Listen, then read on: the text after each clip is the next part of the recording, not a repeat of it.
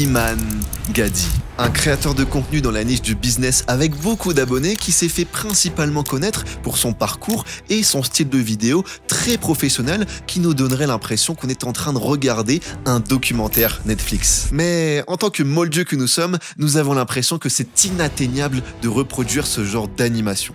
Et c'est pour cette raison que je vais vous prouver aujourd'hui que c'est très facile de refaire ce genre de vidéo.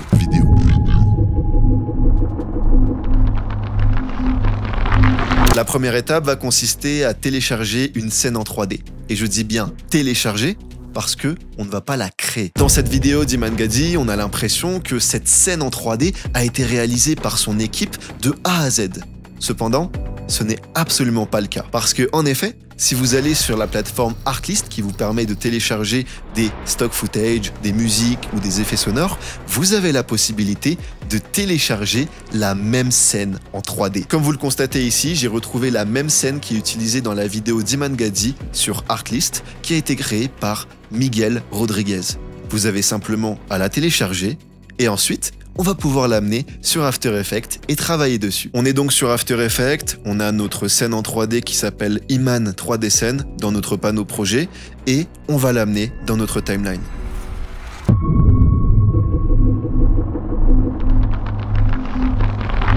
Maintenant qu'on a notre scène 3D dans notre composition After Effects, on va créer nos assets, c'est-à-dire les différents éléments qu'on va incruster dans notre scène 3D, notamment avec une impression que ces éléments-là ont été implémentés à l'origine dans notre scène 3D. Comme vous le constatez juste ici, on a un œil et on va cliquer dessus pour faire disparaître notre composition et on va se concentrer sur la création d'éléments graphiques comme des textes ou des formes. Pour réaliser notre composition aujourd'hui, on va utiliser seulement 3 types d'éléments graphiques, un calque de texte, un calque de forme et une illustration qu'on aura téléchargée sur Google Images. On va donc créer un premier texte en faisant un clic droit, on va aller dans Nouveau, et on va cliquer sur Texte. Dès que c'est fait, on va écrire Crack Editing. On va mettre le point d'ancrage au milieu, on va centrer notre texte, on va agrandir notre texte, on va cliquer sur la touche S pour faire apparaître les paramètres d'échelle, on agrandit le texte, notre texte a actuellement une couleur de fond qui est blanche, on va l'enlever et on va activer seulement une couleur de contour en cochant cette case.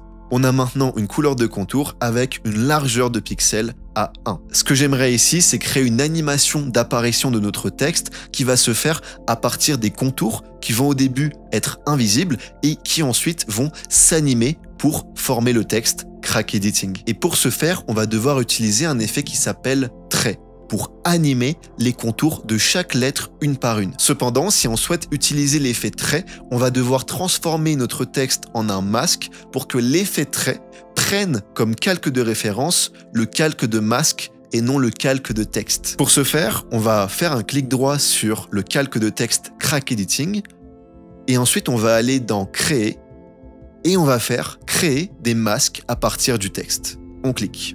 Et dès que c'est fait, vous constatez qu'on a un nouveau calque qui correspond à seulement des masques. Le texte Crack Editing a disparu et on va pouvoir travailler sur notre texte Crack Editing sous forme de masque. On va donc pouvoir ajouter l'effet trait comme ceci. On a tout en haut un paramètre qui nous permet de choisir notre calque de référence. Actuellement, il est sur le C. Sauf que nous, on veut sélectionner toutes les lettres en même temps pour pouvoir animer tout le texte. Donc, au lieu de sélectionner une lettre spécifiquement, on va choisir tous les masques. Donc on va cocher la case.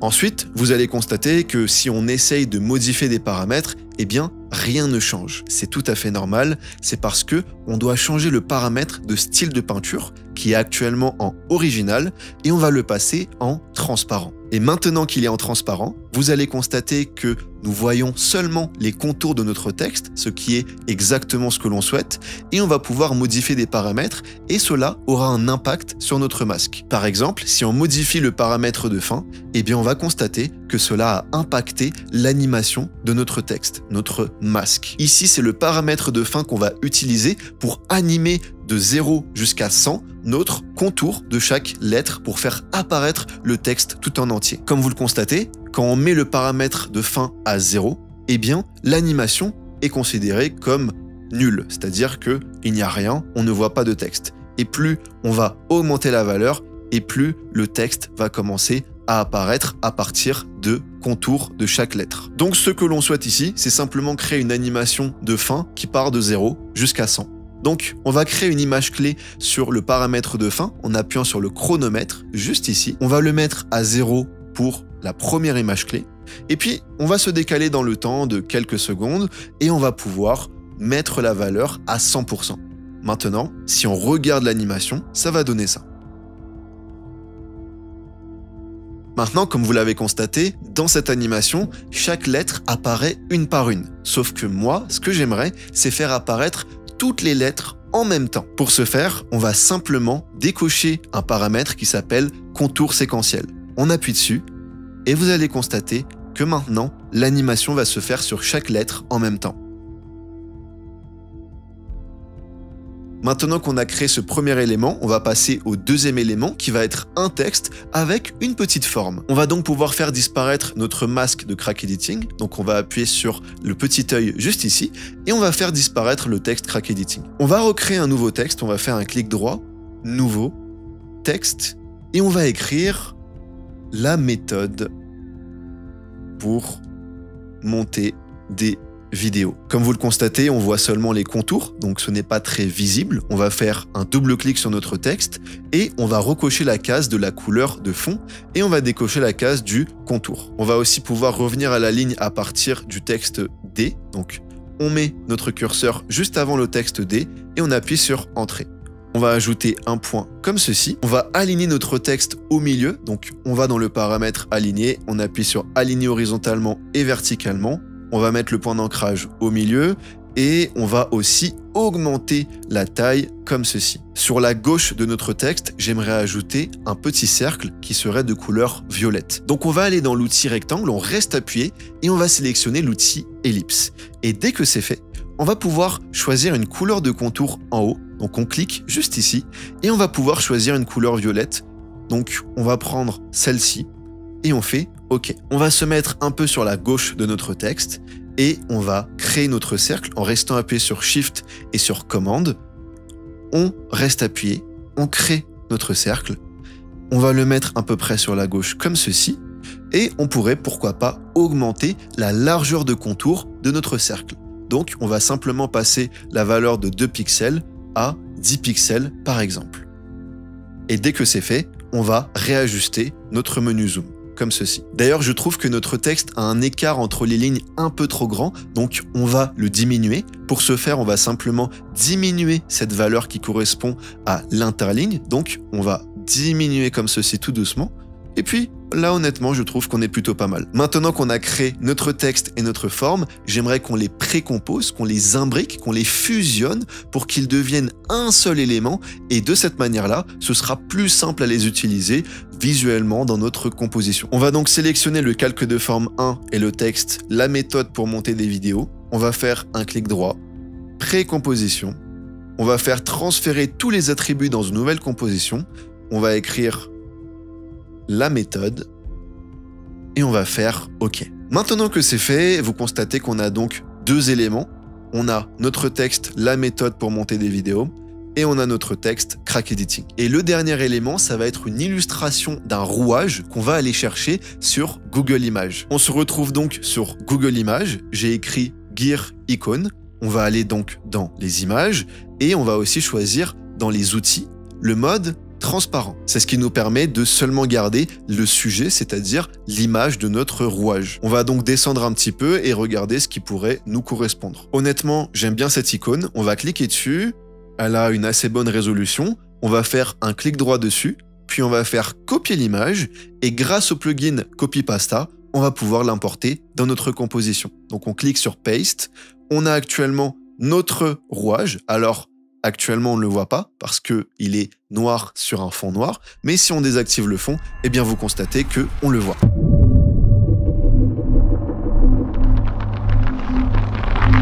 Donc maintenant qu'on a nos trois éléments principaux qu'on va pouvoir incruster dans notre scène 3D, on va créer ce qu'on appelle un tracking 3D. On va donc faire réapparaître notre scène 3D qu'on a téléchargée sur Artlist et on va créer ce qu'on appelle un tracking 3D. Pour ce faire, vous avez simplement à aller dans la fenêtre Suivi et ensuite appuyer sur Approche caméra.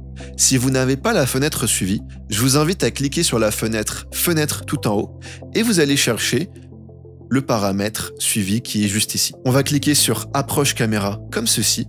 On va aller dans les réglages avancés, donc on développe la petite flèche et on va demander à cet effet de faire une analyse détaillée. Donc on va cocher la case analyse détaillée et on va aussi changer le paramètre de type de plan à zoom variable. Tout simplement pour dire que dans cette scène, eh bien, on a un zoom qui varie. On n'est pas sur un plan fixe, on n'est pas sur un plan qui reste statique, on est quand même en mouvement, on est en train d'avancer, donc on va choisir zoom variable. Et dès que c'est fait, eh bien, on va simplement attendre que l'effet fasse effet, littéralement. Pour vous expliquer simplement à quoi sert notre effet suivi 3D, il nous permet de demander à After Effects d'analyser notre scène, notre environnement, pour pouvoir localiser, définir des points qui sont situés exactement au même endroit que les différents éléments qui sont dans notre environnement. Et justement, ces points de référence-là vont nous permettre d'incruster les différents éléments graphiques à partir de leur valeur de position. On va donc recliquer sur le calque qui correspond à la scène 3D. On va appuyer sur Suivi de la caméra 3D. Si on met notre curseur dans la composition, comme vous le constatez, on a une grosse cible qui apparaît à la place de notre curseur et on va pouvoir sélectionner les points. Et si on veut que notre texte s'incruste exactement au même endroit que ce fameux panneau, eh bien on va, par exemple là, on va rester appuyé avec notre souris, on va sélectionner les différents points qui sont sur le panneau, comme ceci, et on va faire un clic droit, et ensuite on va faire créer un solide. Et là, vous constatez qu'on a un solide de couleur bleue qui apparaît. Alors avant d'aller plus loin, on va désactiver les points de suivi, donc on décoche la case comme ceci, et on va constater que si on se déplace dans le temps, eh bien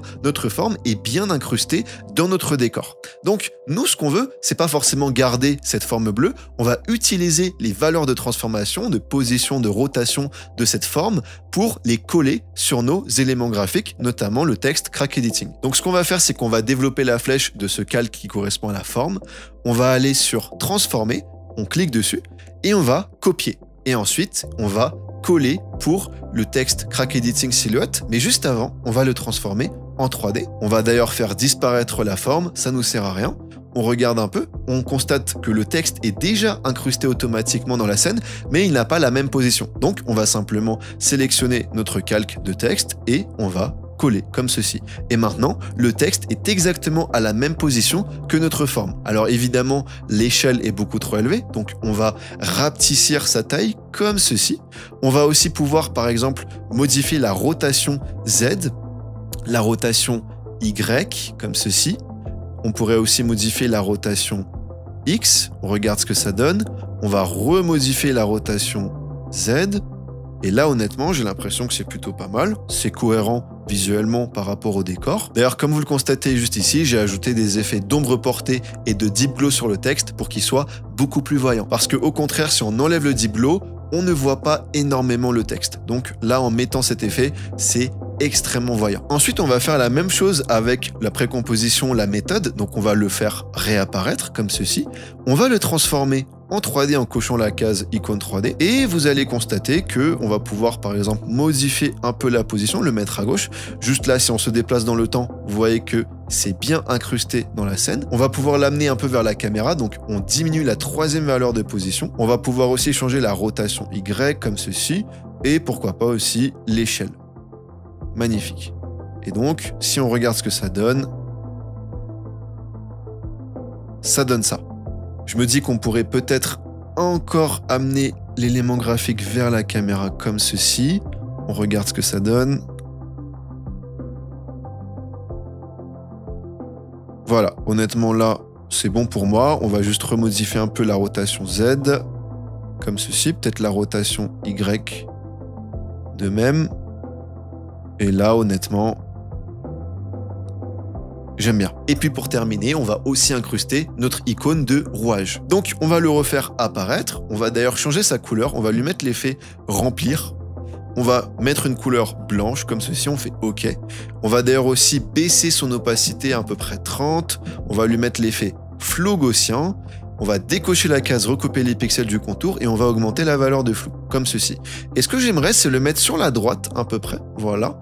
On va le transformer en 3D, en cochant la case icône 3D. Vous constatez qu'il est automatiquement incrusté dans la scène. c'est très très bien. On va aussi pouvoir augmenter son échelle. Le problème, c'est que le rouage, visuellement, il est devant alors qu'il est censé être derrière. Et la solution à ça, ce serait de faire une rotoscopie, un détourage de notre poteau qui est juste ici. Donc l'idée, ce serait d'avoir un calque qui correspond seulement à ce poteau et le mettre tout en haut de notre composition pour que le rouage se mette derrière. Donc, ce qu'on va faire, c'est déjà faire disparaître le rouage. On va dupliquer notre scène 3D. Donc, on va faire un commande C, commande D. On va supprimer l'effet suivi de la caméra 3D et on va l'amener tout en haut. On va ensuite faire une pré-composition. C'est très important pour faire la rotoscopie. Donc, on va faire un clic droit. Pré-composition. On va renommer la pré-composition en sujet. On va faire transférer tous les attributs dans une nouvelle composition et on va faire OK. Et maintenant, on va utiliser l'outil Rotopinceau. On va faire un double clic sur notre sujet et on va utiliser notre petit curseur pour dessiner la zone qu'on veut rotoscoper, qu'on veut détourer. Donc comme ceci. On va aussi détourer la partie avec la poubelle au cas où. Et puis là, honnêtement, c'est bon, on n'a pas besoin de rotoscoper quelque chose d'autre. On va simplement appuyer sur espace. On va laisser After Effects faire le travail de rotoscopie. C'est terminé. Comme vous le constatez, il a bien fait le détourage de notre poteau ainsi que de la poubelle. Et ensuite, on va pouvoir appuyer sur geler dès que c'est terminé.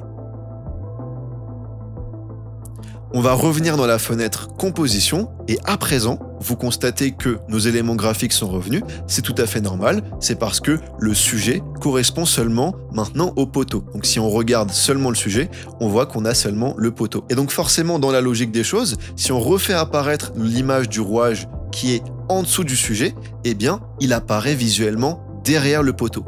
Et donc c'est exactement ce qu'on voulait.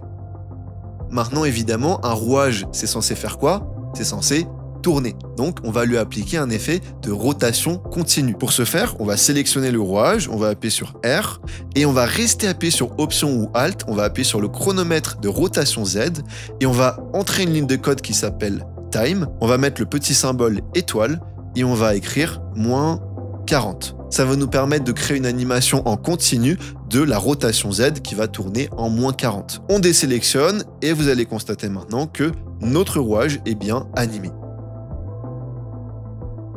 On a bientôt terminé, il ne nous manque plus qu'à animer notre texte avec la petite forme. Donc on va faire un double clic sur la précomposition et on va animer notre texte. Pour ce faire, on va utiliser un preset qui existe déjà dans After Effects. On va aller chercher l'effet décoder en entrée par caractère aléatoire. On clique dessus, on regarde ce que ça donne. Ça fait une petite animation de décodage assez sympathique, ça fait comme un effet de glitch informatique. Je trouve ça très intéressant visuellement. Et puis pour le calque de forme, on pourrait simplement créer une animation d'échelle qui part de 0 à sa valeur finale. Avant de la réaliser, on va mettre le point d'ancrage au milieu. On va appuyer sur S pour afficher les paramètres d'échelle. On va créer une image clé d'échelle avec le chronomètre, donc on appuie dessus. L'image finale, on va la mettre à peu près ici, entre 1 et 2 secondes. Et la première image clé, on va la mettre à 0. Ensuite, les deux images clés, on va les sélectionner. On va appuyer sur F9. On va dans l'éditeur graphique. On appuie sur adapter les graphiques à la vue. Et on va créer une petite courbe de vitesse comme ceci. Une petite montagne. On regarde ce que ça donne. Et honnêtement, je trouve qu'on est plutôt pas mal. On va pouvoir revenir dans notre scène principale. On regarde rapidement ce que ça donne. Ok, c'est très cool. On a littéralement terminé notre animation. Et puis, je vous laisse regarder ce que ça donne en résolution intégrale.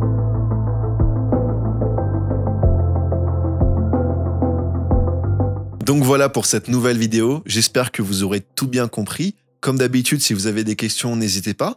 Vous l'aurez constaté, c'était pas si compliqué que ça. Les monteurs vidéo d'Iman sont pas allés très très loin en termes d'idées, mais faut l'avouer, c'est une très bonne idée. Ça reste quand même très simple d'aller sur Artlist pour télécharger une scène 3D pour aller ensuite y incruster des éléments graphiques, les animer, etc.